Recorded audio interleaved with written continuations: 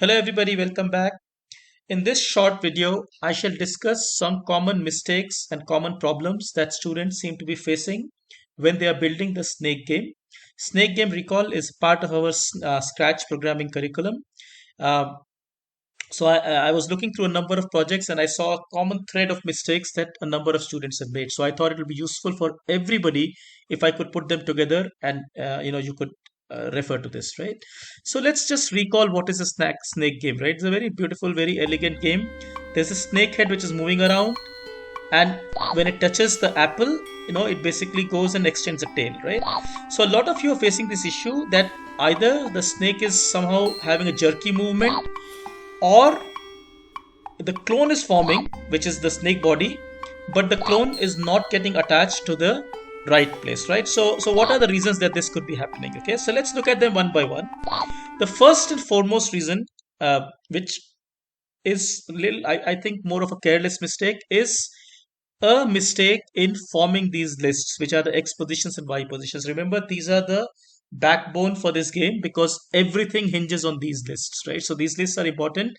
Now, let's say by mistake, what we want to do is insert x position in x positions, insert y position in y positions. Insert is important, x position is important, right? Y position is important, right? Now, let's say by mistake, you had a list where you had a situation where both the lists were getting updated with x positions, right? So clearly the y position is wrong, and see what will happen. Right now you will get a clone which will end up in some other location, because remember, so the clone is somewhere else and it's moving also randomly, because it's just not at the right place, and it's basically both the lists have got corrupted, right? I mean, the y position list is corrupted, and hence the clone is moving in some random way, right? So we don't want this. We can fix this easily by let's say making sure this is y position to y position, so that way the x and y location of the snake head is getting properly recorded, and the clone basically follows that, right? Now, what happens, a lot of you come back with a question that, look, the clone is forming, everything is fine, but the clone is just not attaching to the snake, right? Now, more likely than not, all right, more likely than not, this is a problem of the costumes. Okay, so now this is really nothing unique to this game, but because we are cloning and then we are using goto, we must make sure that the costumes of the snake body is nicely centered, right? And also it helps to keep it somewhat circular, right? For example, in this case, so it's somewhat symmetrical, somewhat circular. But let me illustrate this problem by, so notice that this costume right now is very nicely centered. But let's say I were to push it off center a little bit, right? See what will happen now. So when I run this game, I go here, I eat the apple, the snake clone appears somewhere else. And why does that happen? That's really happening because, Scratch doesn't know that your sprite is only this, right? So it takes everything with reference to the center.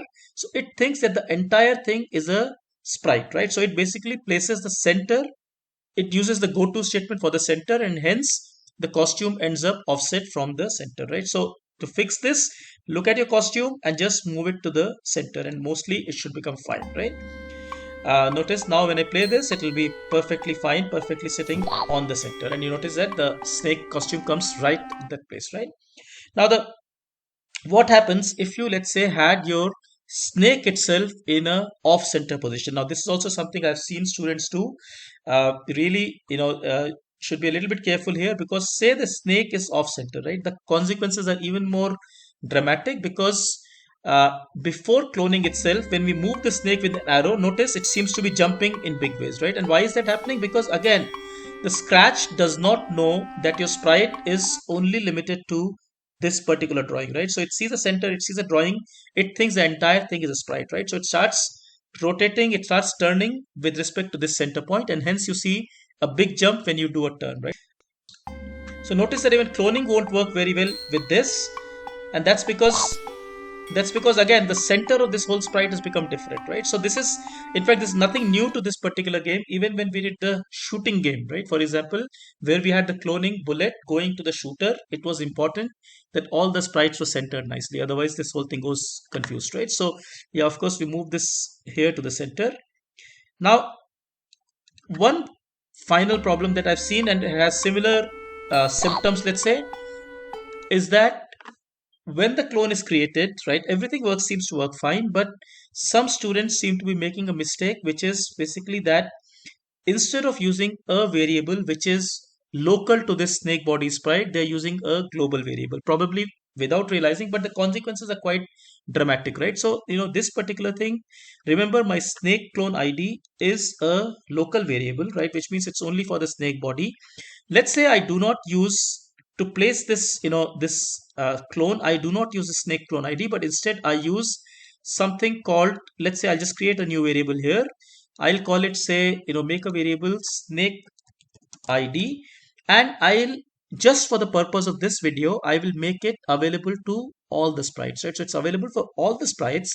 Obviously, this is wrong, but I want to show you what happens here, right? So if I did this, now let's say I say, look, everything seems like it's what we are supposed to do. So I say instead of snake clone ID, I say snake ID to say score plus 1, because that's what we want to do. Remember, the first clone should get ID of 2 and 3 and so forth. Second clone 3, third clone 4 and so forth. Now I am using, say, snake ID and snake ID, right? Now notice this is very, very interesting. And in fact, this illustrates what some students have been asking me as well, that what happens if you do not use a local variable, right? And we can see the problem here, right? So when I do this now, everything looks okay so far, but you notice what will happen next when I eat the next apple, right? Notice that the gap between the head and the clone is increasing, right? And why is that happening? That's, notice once again it increased, right? So that is really happening because the snake head now, snake ID now is not local to a particular clone, right? So every clone is ending up with the same snake ID, which is probably, say, 7 or 8 or something, right? So each clone is basically falling on itself, and it's ending up in the first position first, then the second position, then the third position, now for example in the ninth position, right? So that's because snake ID is accessible to all the clones and all the sprites, and its value is the same for everybody. We do not want that.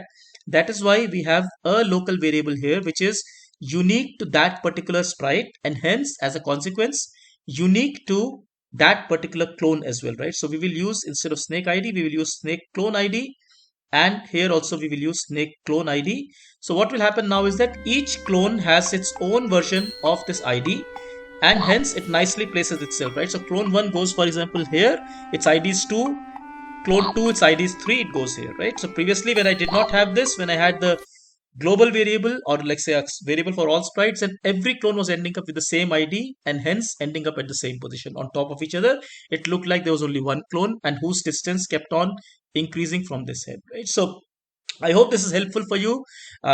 Think through it. It's a very nice project, very, very nice way to learn a lot of these concepts. Uh, you know, go through this slowly in a step by step manner. Enjoy the process, and I'm sure this will be beneficial. Thank you very much. Take care.